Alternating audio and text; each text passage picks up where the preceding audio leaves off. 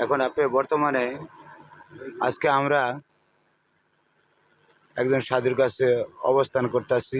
তার নাম লালন সাইজি। সে যেই কালামটা বলবে সেই কালামটা বলি। উনি কোন কালামটা ব্যক্তিগতভাবে বলে জিজ্ঞাসা করি। কালাম মহেন্দ্র গোসাই কালামটা বলবো।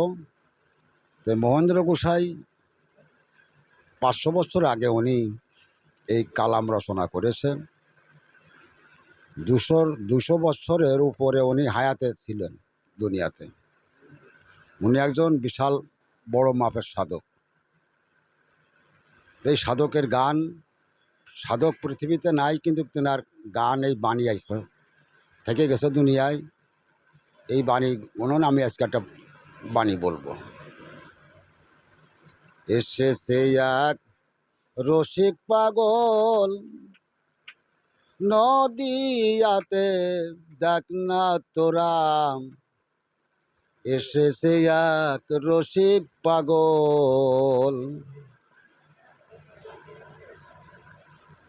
বৈরাগ্য আর বৈষ্ণব যারা বেশ ধরিয়ে নাম কলাইছে বাউল নাড়া।